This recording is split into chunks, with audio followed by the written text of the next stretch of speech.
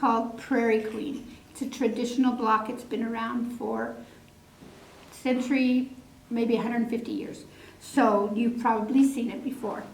But the state of Missouri has some beautiful prairie, and I thought that it was very appropriate to include this in a block quilt about Missouri. This is Leslie's version of it. Very simple. We've got half square triangles for the corners, a solid center, and 4 squares on the edges. So we're going to just talk real fast about that. You know how to do half square triangles, but I'm going to show you again really fast. You take your 2 pieces of fabric, you put them right sides together, you draw a line from corner to corner. Oops, that's not long enough. From corner to corner,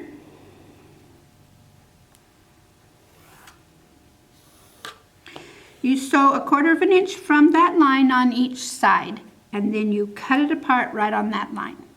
2 ways to square it. We need it to be 4.5 inch blocks. So when you cut it and you fold it back, you can take your regular rulers, line up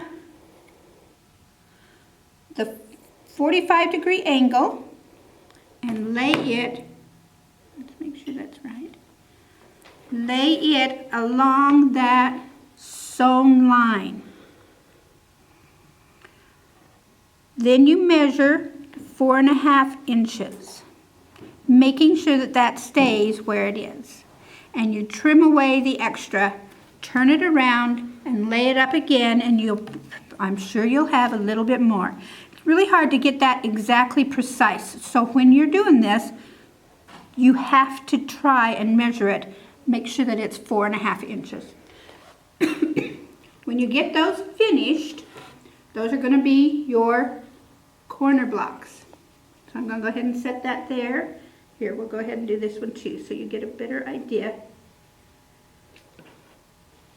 of what it looks like. And you can see that your color goes towards the center, so your block points are background fabric. To make these squares, these 4 patches, you need 4 strips 10 by 2.5 inches. 2 of them are your background fabric, your main fabric, that's this one here, the dark, and the other 2 are 1 background and 1 accent fabric. So you take the 2 main fabric colors and put 1 on each of these strips. And again, you just sew 1/4 inch straight down the side, fold them back, and you're going to have like this. That's half of this.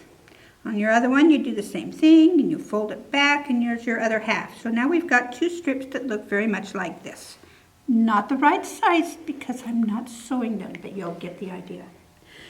Cut them into 4 pieces. They'll be 2.5 inches wide now, but they'll be 4.5 inches long. And you're going to take those and turn so that your 2 main fabrics blocks are opposite each other. You can see it here and here and here and here. When you've got those, you're going to place them in here. Those are your 4 edges.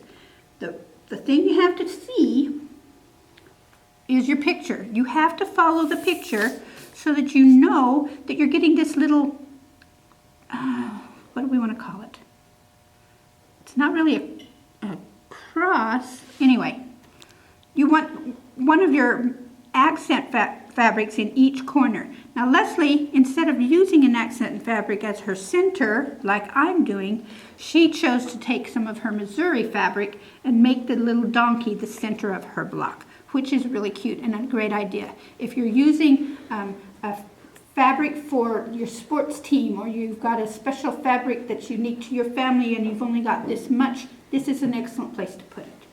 In fact, you could even do this as just a 2-color block and have your main fabric and your accent, and then make this part as an accent color also, so that it's just 2 colors for the block.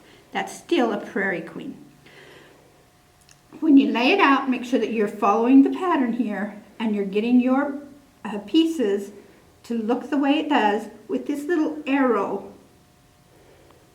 I call it an arrow expression showing up, so that one of your main fabric squares is touching the main fabric half square triangle and making that little arrow shape right there.